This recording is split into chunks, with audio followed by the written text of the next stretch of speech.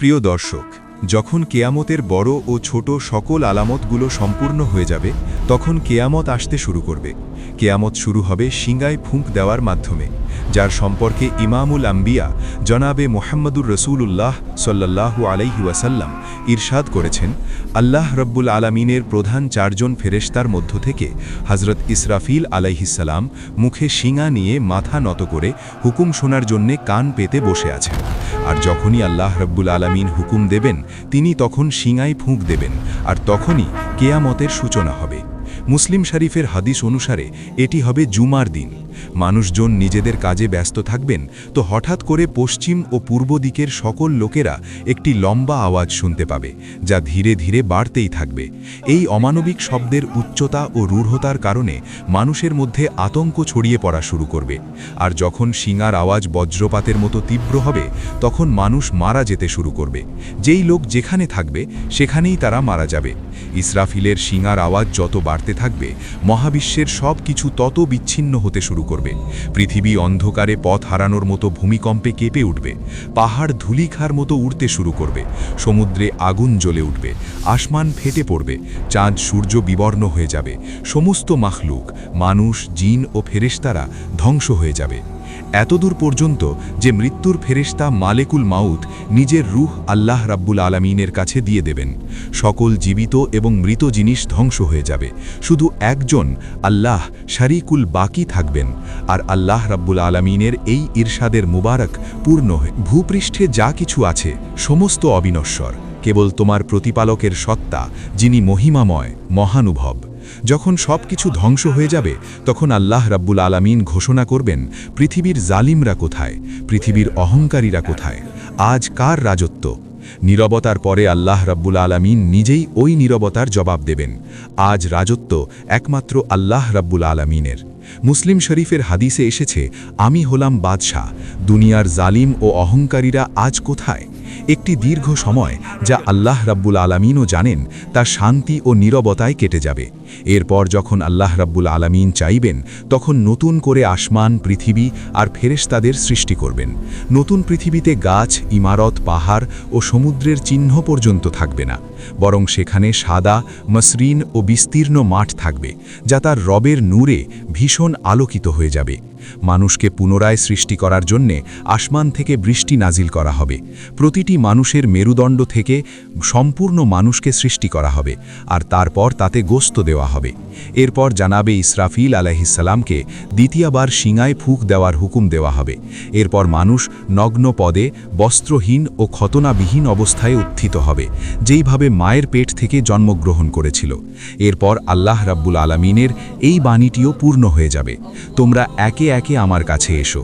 সর্বপ্রথমে ইমামুল আম্বিয়া জানাবে মোহাম্মদুর রসুলুল্লাহ সাল্লাল্লাহু আলাইহি ওয়াসাল্লামকে নিজের কবর মুবারক থেকে উঠানো হবে। এরপর হজরত ঈসা আলা নবিয়িনা আলাইহিস সালাম আর অন্যান্য নবীগণ, শহীদ সালাহা, ফুজালা আর মুমিনরা উঠবেন। এরপর ফাসেক, ফুজ্জার, কাফির আর মুশরিকরা উঠবে কবর থেকে। কাফির, মুশরিক, ফাসিক আর ফাজির লোকেরা নিজ নিজ কর্ম অনুসারে উঠবে।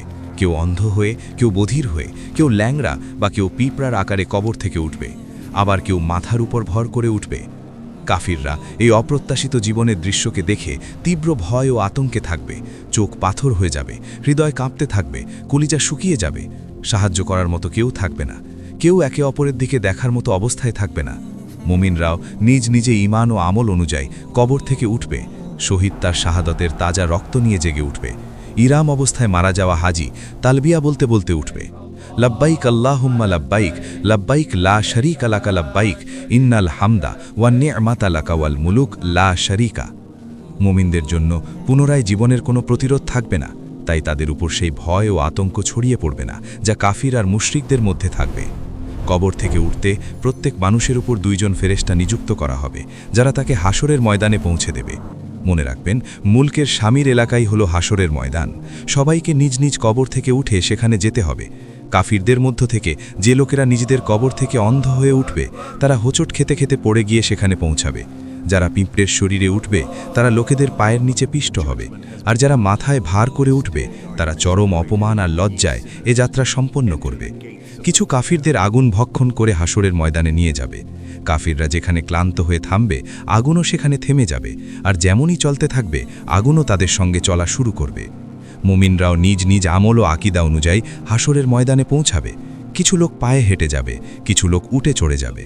কোনো উটে 1 জন, কোনো উটে 2 জন, কোনো উটে 4 জন, এমনকি 10 জন পর্যন্ত একটি উটে চড়বে। সব মাখলুক চুপচাপ নীরবে একই দিকে রওনা হবে। কেউ জোরে নিঃশ্বাস নেওয়ার সুযোগ পাবে না। প্রতিটি মানুষ বুঝতে পারবে যে আজ তাদের অতিবাহিত জীবনের শেষ পরিণতি আসতে চলেছে। এরপর যখন সকল মাখলুক হাসরের ময়দানে পৌঁছে যাবে, তখন ঘোষণা করা হবেন, হে পাপীগণ, আজকে তোমরা নেকদারদের থেকে পৃথক হয়ে যাও। সবাইকে আলাদা আলাদা দলে ভাগ করে দেওয়া হবে। সূর্যকে পূজা করার দল, নক্ষত্রের পূজা করার দল, আগুনের পূজা করার দল, মূর্তির পূজা করার দল, কবরের পূজা করার দল, মুনাফিকের দল, ধর্মত্যাগীদের দল একদিকে থাকবে, আর অন্যদিকে ঈমানদারগণকে তাদের আকাইদ ও আমল অনুযায়ী আলাদা আলাদা গ্রুপে ভাগ করা হবে। হাসরের ময়দানে মানুষ খালি গায়ে উলঙ্গ হয়ে থাকবে। সূর্য 1 মাইল দূরে থেকে জ্বলতে থাকবে। পৃথিবী ঝলসে যাবে। শরীর সূর্যের তাপে জ্বলতে থাকবে। মাটিতে পা রাখা কষ্টের হবে। দূর দূরান্ত পর্যন্ত কোথাও ছায়া চোখে পড়বে না। মানুষ নিজ নিজ আকাইদ আর আমল অনুযায়ী ঘামে ভিজে যাবে। কারোর পায়ের গোড়ালি পর্যন্ত, কারোর পায়ের পাতা পর্যন্ত, কারোর হাঁটু পর্যন্ত, কারোর কোমর পর্যন্ত ঘামে ডুবে থাকবে। কেউ বুক পর্যন্ত বা গলা পর্যন্ত ঘামে ডুবে থাকবে। কাফের মুশরিকদের মুখ পর্যন্ত ঘাম হয়ে যাবে। আবার কেউ কেউ ঘামে ডুবে থাকবে। ক্ষুধা তৃষ্ণায় সবারই খুবই খারাপ অবস্থা হবে। ক্ষুধা তৃষ্ণা ও তীব্র গরমে মানুষ 50,000 বছর দাঁড়িয়ে থাকবে, আর কষ্টে তারা আল্লাহ রাব্বুল আলামিনের কাছে দোয়া করবেন, হে আল্লাহ রাব্বুল আলামিন, আমাদের এই মুসিবত থেকে নাজাত দিন আর জাহান্নামে নিক্ষেপ করুন। মনে রাখবেন, বর্তমান পৃথিবী থেকে সূর্যের দূরত্ব 9,30,00,000 মাইল। এছাড়াও জুন আর জুলাইয়ের মাটি এত গরম হয়ে যায় যে 1 মিনিটের জন্যেও এর উপর খালি পায়ে দাঁড়িয়ে থাকা মুশকিল হয়ে পড়ে। চিন্তা করুন, তাহলে ওই দিন কি অবস্থা হবে যখন পৃথিবীর তাপমাত্রা আজ থেকে প্রায় 9 কোটি গুণ বেশি হবে। অসহায় হয়ে লোকেরা হজরতে আদম আলাইহিসসালামের খেদমতে হাজির হবেন আর অনুরোধ করবেন, আল্লাহ রাব্বুল আলামিন আপনাকে নিজের হাতে বানিয়েছেন আর রূহ দিয়েছেন, ফেরেশতাদের দিয়ে সাজদা করিয়েছেন, জান্নাতের জায়গাও দিয়েছেন। আজ আপনি আমাদের জন্য সুপারিশ করে দিন যেন আল্লাহ রাব্বুল আলামিন হিসাব নিকাশ শুরু করে আমাদের হাসরের কষ্ট থেকে নাজাত দিয়ে দেন। হজরতে আদম আলাইহিসসালাম বলবেন, আজ আমার রব এত রাগান্বিত হয়ে আছেন যা এর আগে কখনোই হননি, না আগে হবেন। আমার দ্বারা জান্নাতে আল্লাহ রাব্বুল আলামিনের নাফরমানি হয়ে গিয়েছিল, যার কারণে আমি নিজের জীবনের চিন্তা করছি, তাই আমি সুপারিশ করতে পারবো না, বরং তোমরা নূহের কাছে চলে যাও। সবাই হজরতে নূহ আলাইহিসসালামের খেদমতে হাজির হবেন আর নিজেদের দাবি বর্ণনা করবেন। হজরতে নূহ আলাইহিসসালামও এটাই বলবেন যে আজ আমার রব এত রাগান্বিত হয়ে আছেন যে তিনি এর আগে আর কখনোই এত রাগান্বিত হননি, না আর পরে হবেন। আমি দুনিয়াতে আমার কওমের জন্য বাদদোয়া করেছিলাম, যার ফলে তারা মারা গিয়েছিল। আজ আমি নিজের জান নিয়ে চিন্তায় আছি। আমি তো সুপারিশ করতে পারবো না। তোমরা ইব্রাহিম খলিলুল্লাহ আলাইহিসসালামের কাছে চলে যাও, তিনি সুপারিশ করবেন। এরপর সবাই আল্লাহর পয়গম্বর জাদ্দেদে রাসূল হজরতে ইব্রাহিম খলিলুল্লাহ আলাইহিসসালামের খেদমতে হাজির হয়ে আরজ করবেন, হুজুর, আপনার রবের কাছে সুপারিশ করে দিন। আপনি দেখছেন যে আমাদের কি অবস্থা হয়েছে। হজরত ইব্রাহিম আলাইসাল্লাম ওই একই কথা বলবেন যা হজরত আদম আলাইসাল্লাম হজরত নূহ আলাইসাল্লাম বলেছিলেন, যে আজ আমার রব এত রাগান্বিত হয়ে আছেন যা আর আগে হননি আর না পরে হবেন। আমি দুনিয়াতে 3 বার মিথ্যে বলেছিলাম, যার কারণে আজ আমার নিজের জানের চিন্তা হচ্ছে। কোথাও যেন আল্লাহ রাব্বুল আলামিন আমাকে শাস্তি না দিয়ে দেন। তোমরা বরং মুসা আলাইসাল্লামের কাছে চলে যাও। সবাই মুসা কালিমুল্লাহ আলাইসাল্লামের খেদমতে হাজির হবে, আর্জ করে বলবে, আল্লাহ রাব্বুল আলামিন আপনার সঙ্গে কথা বলেছেন আর আপনাকে সমস্ত মানুষের উপর শ্রেষ্ঠত্ব দিয়েছেন। আপনি দেখতে পাচ্ছেন না আমাদের কি অবস্থা হচ্ছে? আপনি দয়া করে আপনার রবের কাছে সুপারিশ করে দিন। হজরত মুসা আলাইসাল্লাম বলবেন, আজ তো আমার রব এত রাগান্বিত হয়ে আছেন যা এর আগে কখনো হননি আর না এর পরে হবেন। আমি পৃথিবীতে একজন মানুষকে হত্যা করেছিলাম, যার কারণে আমি নিজের জীবনের চিন্তা করছি, তাই আমি সুপারিশ করতে পারবো না, বরং তোমরা ঈসার কাছে চলে যাও। এরপর লোকেরা আল্লাহ রাব্বুল আলামিনের পয়গাম্বর হজরত ঈসা রুহুল্লাহ আলাইসাল্লামের খেদমতে হাজির হবেন, আর্জ করবেন, আপনি আল্লাহর রসুল, আর তাদের ফরমান হবে, হে আল্লাহর রূহ, আপনি দেখতে পাচ্ছেন না আমাদের কি অবস্থা হচ্ছে? আপনার রবের কাছে আমাদের জন্য সুপারিশ করে দিন। হজরত ঈসা রুহুল্লাহ আলাইসাল্লাম ওই একই জবাব দেবেন, যে আজ আমার রব এত রাগান্বিত হয়ে আছেন যা এর আগে কখনো হননি আর না হবেন। তোমরা বরং মোহাম্মদ ইবনে আবদুল্লাহ আল হিত্তাইয়াতু সানার খেদমতে হাজির হয়ে যাও, তিনি তোমাদের জন্য সুপারিশ করবেন। এরপর সবাই সাইয়্যিদুল আম্বিয়া রহমাতুল্লিল আলামিন সাফিউল মুসলিমিন সাল্লিল্লাহু আলাইহি ওয়াসাল্লামের খেদমতে হাজির হয়ে আর্জ করবে, আপনি হলেন আল্লাহর রসুল আর খাতামুল আম্বিয়া। আল্লাহ রাব্বুল আলামিন আপনার কুলবের সকল গুনাহকে মাফ করে দিয়েছেন। আপনি দেখতে পাচ্ছেন আমাদের কি অবস্থা হচ্ছে। দয়া করে আপনার রবের কাছে সুপারিশ করে দিন যে তিনি যেন আমাদের হিসাবকে শুরু করে দেন। তখন রহমতে রসুল সাল্লাল্লাহু আলাইহি ওয়াসাল্লাম বলবেন, হ্যাঁ, আমি একমাত্র যোগ্য ব্যক্তি আজকের সুপারিশ করার জন্য। তখন রসুল সাল্লাল্লাহু আলাইহি ওয়াসাল্লাম মাইদাল আল হাসার থেকে শাফায়েতের সর্বোচ্চ স্থান মাকামে মাহমুদে অধিষ্ঠিত হবেন, যা জান্নাতে আল্লাহ রাব্বুল আলামিনের আরশের নিচে থাকবে। সেখানে গিয়ে রসুল সাল্লাল্লাহু আলাইহি ওয়াসাল্লাম নিজের রবের কাছে সেজদায় পড়ে যাবেন আর আল্লাহ রাব্বুল আলামিনের প্রশংসা করতে শুরু করবেন। এরপর যখন আল্লাহ রাব্বুল আলামিনের রাগ কমবে, তখন খালেকে কায়নাত বলবে, হে মোহাম্মদ, আপনি সেজদা থেকে মাথা ওঠান। আপনি যা বলবেন তাই শোনা হবে। আপনি যাদের জন্য শাফায়েত বা সুপারিশ করবেন তা গ্রহণ করা হবে। আর এটিই হলো শাফায়েতে কুবরা।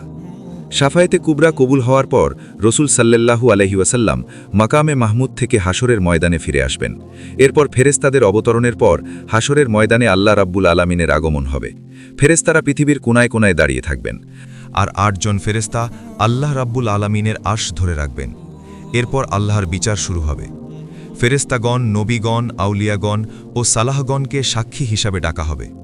ফেরেশতাদের হুকুম দেওয়া হবে যে সবার মধ্যে তাদের নামের আমলনামা বন্টন করে দেওয়ার জন্য। মুমিনদের সামনে থেকে ডান হাতে আমলনামা দেওয়া হবে, আর কাফির মুশরিকদেরকে পিছন থেকে বাম হাতে আমলনামা দেওয়া হবে। আমলনামার দিকে তাকাতে সবার সামনে তার পুরো জীবনের দৃশ্যমান হবে। ভুলে যাওয়া অতীতের সমস্ত স্মৃতি মনে পড়ে যাবে। মুমিনদের উজ্জ্বল মুখ আরও উজ্জ্বল ও সতেজ হয়ে উঠবে, আর তারা খুশি হয়ে অন্যদেরকেও নিজেদের আমলনামা দেখাবে আর বলবে, আহা, হাউম করাউ কিতাবিয়া, সবাই আসুন আমার আমলনামাকে পড়ুন। কাফির মুশরিকদের মুখে আরও কিছু যোগ করা হবে, আর যার জন্য তাদের লজ্জায় মুখে ঢেকে যাবে। তারা রাগে তাদের হাত কামড়াতে থাকবে আর বলবে, হায়, আমি যদি আমার আমলনামা না দেখাতাম। কিতাবিয়া, আমি যদি আমার আমলনামা না দেখাত, যদি আমাকে আমার আমলনামা না দেওয়া হতো। হিসাবিয়া, আর যদি আমি না জানতাম আমার হিসাব কি এসেছে। কাফির আর মুশরিকরা বারবার নিজেদের আমলনামা দেখবে আর অবাক হয়ে বলবে, এটা কেমন অদ্ভুত আমলনামা, যেখানে প্রতিটি ছোট বড় আমল লেখা হয়েছে। আমাদের দুর্ভাগ্য, এটি কেমন আমলনামা। এমন কোনো ছোট বা বড় আমল বাকি রয়নি যা এখানে নেই। আমলনামা বন্টন করার পর সওয়াল জবাব শুরু করা হবে। আল্লাহ রাব্বুল আলামিন যার কাছে ইচ্ছে কোনো তর্জুমান ছাড়াই সরাসরি প্রশ্ন করবেন। সবার আগে মুশরিকদের জিজ্ঞেস করা হবে যে তারা কেন শিরিক করেছিল। মুশরিক অস্বীকার করবে, আর আল্লাহ রাব্বুল আলামিনের কসম খেয়ে বলবে, আমরা তো কখনো শিরিক করিনি। ওয়াল্লাহি রব্বিনা মাকুন্না মুশরিকিন। আল্লাহ রাব্বুল আলামিন কিরামান কাতিবিনকে সাক্ষী দেওয়ার জন্য ডাকবেন। তারা মুশরিকদের শিরিকের সাক্ষী দেবেন, কিন্তু মুশরিক আবার অস্বীকার করবে। কেরামেন কাতিবিনদের তৈরি করা শিরিকে ভরা আমলনামা তাদের সামনে রাখা হবে। মুশরিক তাও অস্বীকার করবে। এরপর ওই সময়ের আম্বিয়া, আউলিয়া আর ওলামাদের সাক্ষ্য দিতে রাখা হবে। তখন তারা তাদের শিরিকের সাক্ষী দেবেন, কিন্তু মুশরিক তবুও অস্বীকার করবে। এরপর আল্লাহ রাব্বুল আলামিনের দিকে ফিরে বলবে, হে আল্লাহ রাব্বুল আলামিন, আপনি কি আপনার বান্দাদের জুলুম থেকে পানাহা দেননি? আল্লাহ রাব্বুল আলামিন বলবে, হ্যাঁ, আমি আমার বান্দাদের জন্য জুলুম থেকে দিয়েছি। এরপর মুশরিকরা বলবে, আজ আমরা নিজেদের ছাড়া অন্য কারোর সাক্ষ্য গ্রহণ করব না। আল্লাহ রাব্বুল আলামিন তাদের মুখ বন্ধ করে দেবেন আর তাদের অঙ্গগুলোকে বলার হুকুম দেবেন। এরপর মুশরিকদের অঙ্গগুলো সাক্ষ্য দেবে যে হ্যাঁ, তারা শিরিক করত, আর তখনই তাদের উপর জাহান্নাম ওয়াজিব হয়ে যাবে। মুশরিক তাদের অঙ্গকে বলবে, আমি তো তোমাকে জাহান্নাম থেকে বাঁচানোর চেষ্টা করছিলাম। উত্তরে অঙ্গ বলবে যে আল্লাহ রাব্বুল আলামিন তোমাকে সৃষ্টি করেছেন, তিনি আমাকে বলার হুকুম দিয়েছিলেন, তাহলে আমরা কি করে নিষেধ করতাম? এক মুনাফিকের কাছে আল্লাহ রাব্বুল আলামিন প্রশ্ন করবেন, আমি কি তোমাকে পৃথিবীতে সম্মান, শাসন, সম্পদ দিইনি? তারা বলবে, অবশ্যই, আল্লাহ রাব্বুল আলামিন সব কিছু দিয়েছিলেন। আল্লাহ তাআলা দ্বিতীয় প্রশ্ন করবেন, তুমি কি বিশ্বাস করতে যে কিয়ামত আসবে আর আল্লাহ রাব্বুল আলামিনের সামনে জবাবদিহি করতে হবে? মুনাফিক বলবে, ইয়া রব, আমি বিশ্বাস করতাম। আমি আপনার কলেমা পড়েছি, আপনার কিতাব পড়েছি, আপনার উপর ঈমান এনেছি, আপনার রসুলের উপরও ঈমান এনেছি, নামাজ পড়েছি, রোজা রেখেছি, যাকাতও দিয়েছি।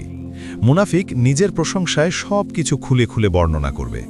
আল্লাহ রাব্বুল আলামিন বলবেন, অপেক্ষা করো, আমি আরও কিছু সাক্ষী আনছি। মুনাফিক মনে মনে চিন্তা করবে, আমি তো মুসলমানদের সাথে মিলে নামাজ রোজা করেছি, আজ আমার বিরুদ্ধে কে সাক্ষী দেবে? এরপর আল্লাহ রাব্বুল আলামিন তার মুখ বন্ধ করে দেবেন আর তার রানকে বলার জন্য হুকুম দেবেন। এরপর তার রান, তার গায়ের গোশত, তার শরীরের হাড় আর তার শরীরের প্রত্যেকটি অঙ্গ তার নিফাকের সাক্ষ্য দেবে। একদিকে তো এ নামাজ রোজা করত, আর অন্যদিকে কাফেরদের সাথে বন্ধুত্বের জন্য গর্বিত ছিল আর তার অনুগত ছিল, মুসলমানদের ধোঁকা দিত, তাদের সঙ্গে বিশ্বাসঘাতকতা করত। এরপর আল্লাহ রাব্বুল আলামিন তার উপর কঠোর হবেন আর তার উপর জাহান্নামকে ওয়াজিব করে দেবেন। মুমিনদের সাথে সওয়াল জবাব মানে প্রশ্ন উত্তরের প্রক্রিয়া একদম আলাদা হবে। এক মুমিন ব্যক্তিকে আল্লাহ রাব্বুল আলামিন নিজের কাছে ডেকে আনবেন আর তার উপর রহমত বর্ষণ করবেন আর প্রশ্ন করবেন, আপনি অমুক পাপ করেছিলেন, আপনি অমুক পাপ করেছিলেন। মুমিন বলবেন, ইয়া রব, ইয়া আল্লাহ, করেছিলাম। আল্লাহ রাব্বুল আলামিন তার প্রতিটি গুনাহ সম্পর্কে প্রশ্ন করবেন আর সে স্বীকার করতে থাকবে, আর সে ভাববে যে এখনই সে ধ্বংস হয়ে যাবে। কিন্তু সর্বশেষে আল্লাহ রাব্বুল আলামিন বলবেন, আমি তোমার গুনাহ পৃথিবীতেও গোপন রেখেছিলাম আর আজও গোপন রাখছি, আর তারপর তাকে জান্নাতে পাঠানো হবে। হাসরের ময়দানে এই ধরনের প্রশ্ন উত্তর ছাড়াও অন্যান্য আমলেরও হিসাব নিকাশ করা হবে। হুকুকুল্লাহর মধ্যে প্রথমে নামাজের হিসাব নিকাশ হবে। যে ব্যক্তি নামাজের হিসাব নিকাশে সফলতা লাভ করবে, ইনশাআল্লাহ অন্য হিসাব নিকাশেও সাফল্য অর্জন করবে। আর যে নামাজের হিসাব নিকাশে ব্যর্থ হবে, সে বাকি আমলগুলোতেও ব্যর্থ হবে। এই জন্য রসুল সাল্লাল্লাহু আলাইহি ওয়াসাল্লাম বলেছেন, নামাজ হলো জান্নাতের চাবি। হুকুকুল ইবাদের মধ্যে সর্বপ্রথম হত্যার হিসাব নেওয়া হবে, এরপর অন্য আমলের। নিহত ব্যক্তিকে হত্যাকারীর কাছ থেকে, নিপীড়িতকে অত্যাচারীর কাছ থেকে, বাধ্য হওয়া ব্যক্তিকে অত্যাচারীর কাছ থেকে, শাসকের কাছ থেকে, পরাধীনকে তার অধিকার দেওয়া হবে। আল্লাহ রাব্বুল আলামিন বলবেন, আমি বাদশাহ ও অধিকারদাতা।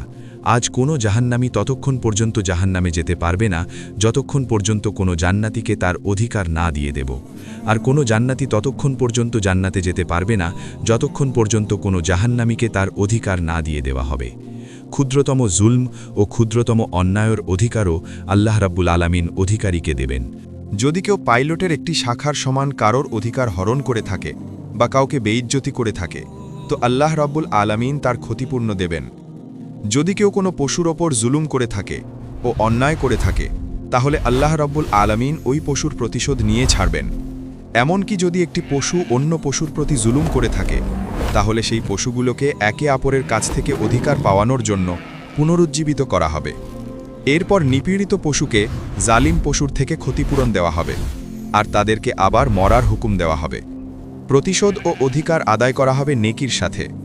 জালিম নিপীড়িতের ওপর যত জুলুম করেছে, সেই পরিমাণ তার নেকি নিয়ে নিপীড়িতকে দেওয়া হবে। যদি জালিমের আমলনামায় নেকি না থাকে, তাহলে নিপীড়িতের গুনাহ জালিমের মাথায় দেওয়া হবে। অধিকার নেওয়া ও দেওয়ার পরে সকল মানুষের আমলনামা তাদের চূড়ান্ত আকারে ওজন করার জন্য প্রস্তুত হবে, আর হিসাব নিকাশ সম্পন্ন করার জন্য মিজান কায়েম করা হবে। মিজানে যাদের নেকির পাল্লা ভারী হবে, তারা সফল হিসাবে বিবেচিত হবে আর জান্নাতে যাবে, আর যাদের খারাপ কাজের পাল্লা ভারী হয়ে যাবে, তারা জাহান্নামে যাবে। কিছু লোকের মিজানে তাদের একটি নেকির অধিক বা একটি নেকির ঘাটতি তাদের জান্নাতি জাহান্নামী হওয়ার জন্য ফয়সালা করে দেবে। আর বলা হয় যে একজন ফেরেশতা প্রতিটি ব্যক্তির আমলগুলো ঘোষণা করবে যে অমুক ইবনে অমুক সফল হয়েছে বা অমুক ইবনে অমুক ব্যর্থ হয়েছে। মানুষের আমলনামার ওজন তাদের ঈমান ও আকীদা অনুযায়ী হবে। কাফির, মুশরিক, মুরতাদ ও মুনাফিকদের মধ্যে অনেকের নেক আমলের ওজন জাররা পরিমাণও হবে না, কিন্তু একজন মুমিন ব্যক্তির আমলনামায় ৯৯টি গুনাহ রেজিস্টার করা হবে। আল্লাহ রাব্বুল আলামিনের প্রশ্নোত্তরের সময় তিনি তার গুনাহগুলোকে স্বীকার করবেন। তখন আল্লাহ রাব্বুল আলামিন বলবেন, তার আমলনামা মিজানে ওঠানো হোক। এরপর নেকির পাল্লাতে একটি ছোট্ট কাগজ রাখা হবে, যাতে কালিমায়ে তাওহীদ লেখা থাকবে, আর সেই কালিমায়ে তাওহীদ তার গুনাহ ভরা ৯৯টি রেজিস্টারের উপর ভারী হয়ে যাবে, আর তিনি জান্নাতে চলে যাবেন। মিজান এই তিনটি জায়গার মধ্যে থেকে একটি, যার সম্পর্কে আল্লাহ রাব্বুল আলামিনের রাসূল সাল্লাল্লাহু আলাইহি ওয়াসাল্লাম এরশাদ করেছেন যে সেখানে কোনো ব্যক্তি অন্য কোনো ব্যক্তিকে মনে করবে না, আর কারোর সাহায্য করবে না, আর না কারোর কাজে আসবে। যদি কোনো ব্যক্তির একটি নেকি মিজান থেকে কম পড়ে যায়, তাহলে সমগ্র হাসরের ময়দানের মধ্যে কেউ তাকে একটি নেকি দেওয়ার জন্য প্রস্তুত হবে না, না ছেলে মেয়ে, না স্ত্রী, না বন্ধু, না পীর, না মুর্শিদ, আর না কোনো কারণ। সবাই একে অপরের থেকে দূরে পালাবে। সর্বশেষ ও কঠিন পর্যায় হবে সিরাত। সকল ব্যক্তিকে এই পুলসিরাত পার হয়ে জান্নাতে যেতে হবে। পুলসিরাত চুলের চেয়েও সূক্ষ্ম এবং তরবারির ধারের চেয়েও তীক্ষ্ণ হবে, যা জাহান্নামের ওপরে রাখা হবে, আর মানুষকে সেটিকে পার করার হুকুম দেওয়া হবে। পার করার আগে পুরো হাসরের ময়দান ঢেকে চারিদিকে অন্ধকারে ছড়িয়ে পড়বে। প্রত্যেক ব্যক্তিকে তার আকীদা ও আমল অনুযায়ী সিরাত পার করার জন্য নূর দেওয়া হবে। মুমিনদেরকে 2টি নূরের মাশাল দেওয়া হবে, কাউকে একটি দেওয়া হবে। কিছু ব্যক্তিকে টিম টিম করে জ্বালা প্রদীপের আলো দেওয়া হবে। এমনকি সবচেয়ে নিচু অবস্থান হবে ওই ব্যক্তির যার পায়ের আঙুলে আলো থাকবে। মুমিনরা পুলসিরাত পার হওয়ার সময় আল্লাহ রাব্বুল আলামিনের কাছে দোয়া করবেন, রাব্বানা আতি মালানা নূরানা ওয়াকফির মানা ইন্নাকা আলা কুল্লি শাইইন কাদির। হে আমাদের প্রতিপালক, আমাদের নূরকে পূর্ণতা দান করুন আর আমাদের ক্ষমা করুন, নিশ্চয়ই আপনি সর্ববিষয়ে ক্ষমতাবান। কিছু মুমিন বিদ্যুতের বেগে পুলসিরাত পার করবেন, কেউ বাতাসের বেগে ছুটে চলা ঘোড়ার মতো, আর কেউ উটের গতিতে পার করবেন। কিছু মানুষ দৌড়ে, কিছু মানুষ হেঁটে, আবার কিছু মানুষ ধীর গতিতে পার করবেন, আর কেউ কেউ হোঁচট খেয়ে পড়ে গিয়ে কষ্টে ঘায়েল হয়ে পার করবেন। পুলসিরাতের 2 দিকে হুক্কার কুণ্ড অর্থাৎ হুকস লাগানো থাকবে, যা আল্লাহ রাব্বুল আলামিনের হুকুম অনুযায়ী কিছু মানুষের চলার পথে শুধু বাধা দেবে। কিছু মানুষকে পুলের ওপরে বরাবর ফেলে দিতে থাকবে, কিছু মানুষকে শুধু ঘায়েল করবে, আর কাউকে টেনে জাহান্নামে ফেলে দেওয়া হবে। কিছু মানুষ কয়েক পা হাঁটতেই তাদেরকে জাহান্নামে ফেলে দেওয়া হবে। কিছু মানুষকে কিছুটা দূর পার করার পর জাহান্নামে ফেলে দেওয়া হবে। কিছু মানুষকে অর্ধেক দূরত্ব পার করার পর ফেলে দেওয়া হবে। কেউ কেউ সিরাত পার করার কাছাকাছি থাকবে, তখন তাকে ফেলে দেওয়া হবে। আর মানুষের আমলে সলেহা সিরাতের শুধু আলো জ্বলবে না, পাশাপাশি মানুষের হেফাজত করবে। আর বলা হয় যে কুরবানির পশু সাওয়ারির কাজ করবে। সেদিন পুলসিরাত পার করার দৃশ্য এমন ভয়াবহ হবে যে কারোর মুখ থেকে কোনো কথা বের হবে না। শুধু আম্বিয়া কেরামদের মুখ থেকে এই আওয়াজ শোনা যাবে, রব্বি সাল্লিম, রব্বি সাল্লিম। হে আল্লাহ, আমাদের বাঁচিয়ে নিন, হে আল্লাহ, আমাদের বাঁচিয়ে নিন। এই পুলসিরাতে সবার আগে রাসূলে করিম নবী মুহাদ্দাসাম সাল্লাল্লাহু আলাইহি ওয়াসাল্লাম এবং তার উম্মতেরা পার করবেন। পরে অন্য আম্বিয়া ও তাদের উম্মতদেরকে পার করা হবে। সিরাত পার করার পরে সকল মুমিনদের পুলসিরাতের শেষ অংশে থামিয়ে দেওয়া হবে। আর যেসব মুসলমানদের মধ্যে কোনো ভুল বোঝাবুঝি অথবা মন কষাকষি, রাগ অভিমান থাকবে, তা দূর করে দেওয়া হবে। যখন সকল মুমিনরা পুরোপুরিভাবে পাক পবিত্র হয়ে যাবে, তখন তাদেরকে জান্নাতে প্রবেশ করার অনুমতি দেওয়া হবে। নবী করিম ও ইমামুল আম্বিয়া জনাবে মুহাম্মদুর রাসূলুল্লাহ সাল্লাল্লাহু আলাইহি ওয়াসাল্লাম জান্নাতের দরজায় উপস্থিত হবেন। দরজা খুলে যাবে। এরপর আপনি নিজের উম্মত সহ জান্নাতে কদম রাখবেন। জান্নাতে প্রবেশ করার পরও আপনি নিজের উম্মতের জন্য চিন্তা করবেন। আপনি নিজের উম্মতের অবস্থা পর্যালোচনা করবেন। যখন আপনি বুঝতে পারবেন অসংখ্য উম্মতি জাহান্নামে আছেন, তখন আপনি আল্লাহ রাব্বুল আলামিনের কাছে সেজদায় পড়ে যাবেন। আল্লাহ রাব্বুল আলামিনের প্রশংসা করে সুপারিশের অনুমতি চাইবেন। অনেকক্ষণ সেজদায় থাকার পর হুকুম দেওয়া হবে, হে মোহাম্মদ যান, আপনার উম্মতের মধ্য থেকে যাদের মনে সরিষার দানার পরিমাণ ঈমান আছে, তাদেরকে জাহান্নাম থেকে বের করে জান্নাতে প্রবেশ করান। রাসূল করিম সাল্লাল্লাহু আলাইহি ওয়াসাল্লাম ফেরেশতাদের নিয়ে নিজের উম্মতের মনোনীত লোকেদের সাথে জাহান্নামের কিনারা পর্যন্ত যাবেন আর বলবেন, নিজের নিজের আত্মীয় ও পরিচিতদের লক্ষণ বলুন, যাতে ফেরেশতারা তাদেরকে বের করে নিয়ে আসতে পারে।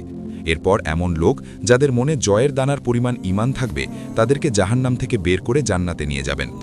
ওই সময় রাসূল সাল্লাল্লাহু আলাইহি ওয়াসাল্লামের উম্মত জান্নাতীদের 1/4 হবে। আর আপনার সুপারিশ দেখে কিছু আম্বিয়া কেরাম নিজেও নিজের উম্মতের সুপারিশ করবেন। উম্মতে মোহাম্মদিয়া, শাহেদ ও ওলামা, আউলিয়া আর সালাহকেও শাফায়েতের অনুমতি দেওয়া হবে। আর তারাও তাদের আত্মীয় স্বজন আর পরিচিত মানুষদেরকে সুপারিশ করে তাদেরকে জাহান্নাম থেকে বের করে জান্নাতে নিয়ে যাবে। জান্নাতীরা জান্নাতে যাওয়ার পর আর জাহান্নামীরা জাহান্নামে পৌঁছানোর পর সবাইকে আওয়াজ দেওয়া হবে, হে জান্নাতীরা, জান্নাতের কিনারে এসো, হে জাহান্নামীরা, জাহান্নামের কিনারে এসো। উভয়েই যখন কিনারায় যাবে, তখন একটি সাদা ভেড়া আনা হবে, যার সম্পর্কে প্রশ্ন করা হবে যে, হে জান্নাতীরা, হে জাহান্নামীরা, বলো তিনি কে? সবাই বলবেন, ইয়া রাব্বাল আলামিন, তিনি হলেন মউত। এরপর রাব্বুল আলামিন ওই ভেড়াটিকে জবাই করার হুকুম দেবেন। ভেড়াটিকে জবাই করার পর ঘোষণা করা হবে, হে জান্নাতবাসী, তোমাদের জন্য জান্নাত চিরস্থায়ী, তোমরা কখনোই মারা যাবে না। হে জাহান্নামবাসী, তোমাদের জন্য জাহান্নামও চিরস্থায়ী, তোমরাও কখনো মারা যাবে না। এই শুনে জান্নাতীরা এত খুশি হবে যে যদি খুশিতে মরে যাওয়া সম্ভব হতো তাহলে খুশিতে তারা মরে যেত। জাহান্নামীরা এই ঘোষণা শুনে এত দুঃখী হবে যে যদি দুঃখে মারা যাওয়া সম্ভব হতো তাহলে জাহান্নামীরা দুঃখে মারা যেত। আখেরাতের প্রচণ্ড দুঃখ কষ্টের তুলনায় দুনিয়ার কষ্ট শুধু কম নয়, বরং খুবই সামান্য পরিমাণের। আখেরাতের আনন্দ আর নেয়ামতের তুলনায় দুনিয়ার নেয়ামত অনেক কম ও সামান্য পরিমাণের। বুদ্ধিমান তো তারাই যারা দুনিয়ার দুঃখ কষ্টে ঘাবড়ে গিয়ে আল্লাহ ও তার রসুলের নাফরমানি করেনি, আর রঙিন দুনিয়ার মোহে পড়ে আল্লাহ ও তার রসুলকে নারাজ করেনি, বরং সর্ব অবস্থায় তাদের নজর আখেরাতে আসা ধাপের দিকে রয়েছে। হুজুর নবী করিম সাল্লাল্লাহু আলাইহি ওয়াসাল্লামের কাছে প্রশ্ন করা হলো, ইয়া রাসূলুল্লাহ, মুমিনদের মধ্যে সবচেয়ে বেশি বুদ্ধিমান কে? আপনি সাল্লাল্লাহু আলাইহি ওয়াসাল্লাম ইরশাদ করলেন যে মৃত্যুকে সবচেয়ে বেশি স্মরণ করে আর যে মৃত্যুর পরবর্তী সময়ের জন্য ভালোমতো প্রস্তুতি নেয়, তিনিই সবচেয়ে বেশি বুদ্ধিমান। সর্বশেষে আল্লাহর কাছে দোয়া যে ইয়া রাব্বানা, আমাদের সকলকে আখিরাতের প্রস্তুতি নেওয়ার জন্য তৌফিক দান করুন। আমিন।